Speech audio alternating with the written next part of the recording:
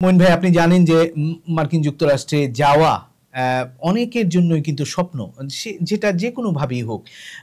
এবং আমরা দেখতে পাচ্ছি এই বাংলাদেশের যে রাজনৈতিক অস্থিরতার কারণে এই প্রবণতা কিন্তু বেড়েছে। এবং EB3 সহ নানান ক্যাটেগরিতে মানুষজন কিন্তু আমেরিকায় যাচ্ছেও। কিন্তু জালিয়াতির ঘটনাও কিন্তু কম নয়, সেটি বাড়ছে। তো আপনার কি মনে হয় কোন বিষয়ে এই ভিসা প্রত্যাশী বা ইমিগ্রেশন প্রত্যাশীদের কোন বিষয়ে সতর্ক থাকতে হবে? জালিয়াতির ধরনটা বললে আবার বলছে আমার বিরুদ্ধে প্রচুর লোকে এখন নেগেটিভ ক্যাম্পেইন করে, যাতে আমি সত্য কথাগুলো বলি। কারণ একটা কথাই, কোনো এমপ্লয়ার, আমি যদি কাউকে হায়ার করি, আপনি যদি কাউকে হায়ার করেন ইমিগ্রেশন বেনিফিট দেওয়ার জন্য, আপনি কোনো ধরনের টাকা পয়সা ডলার নিতে পারবেন না। দিস আমেরিকান আইন হচ্ছে, কোনো এমপ্লয়ার, কর্মদাতা সংস্থা, প্রতিষ্ঠান চাকরি দেওয়ার নামে কারো কাছ থেকে $1 নিতে পারবে না। হ্যাঁ, আনুষঙ্গিক খরচ, যদি কেউ তাকে সাহায্য সহযোগিতা করে, ডেফিনেট আনুষঙ্গিক খরচ সে হয়তো খরচ করতে পারে। এই খরচ করার দায়িত্ব কিন্তু এমপ্লয়ারের, যে এমপ্লয়ার আপনাকে নিয়ে আসছে।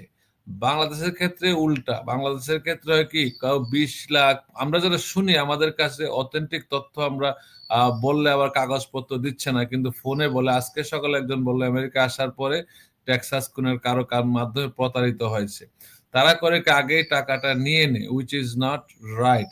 সো এই ক্ষেত্রে আমি সতর্কতামূলক বলছি, আপনারা যারাই আসতে চান তারা প্রথমেই দেখবেন যে আপনাকে যে চাকরি দিচ্ছে বা দেবার প্রতিশ্রুতি দিচ্ছে ওই সংস্থাটা কে।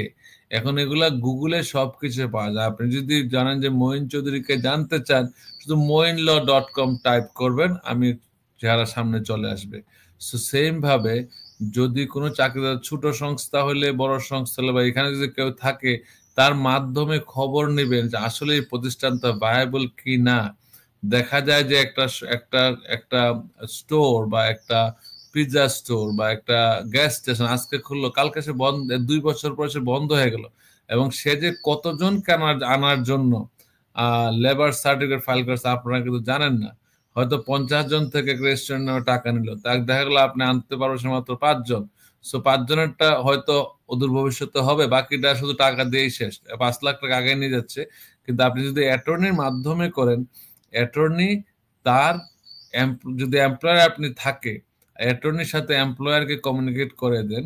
সো এমপ্লয়ার এবং অ্যাটর্নি আপনার জন্য কাজ করবে। যদি আপনি কোনো ক্লায়েন্ট না, অ্যাটর্নিও এজ এন অ্যাটর্নি, আমি এমপ্লয়ের কাছ থেকে প্রথম দিকে কোনো টাকা নিতে পারবো না। এটা শুনতে খারাপ দেখাচ্ছে হয়তো, কিন্তু আইনটা তাই। এজ এন অ্যাটর্নি এট ল, আমি বা কোনো অ্যাটর্নি এট ল কোনো এমপ্লয়ির কাছ থেকে $1 নিতে পারবে না লেবার সার্টিফিকেট করার জন্য। All expenses should be bear by the employer. আমি যদি আজকে আমার কথার প্রেক্ষিতে, মাহবুব সাহেব আপনি পরে এটা ব্যাখ্যা করতে পারেন। সো জিনিসটা, কনসেপ্টটা ক্লিয়ার করার জন্য, ক্লিয়ার করে সবসময় বলে থাকি আমি, আইনটা জানলে আপনার কথা বলার সহজ হয়, না জানলে আপনার প্রতারিত হবেন।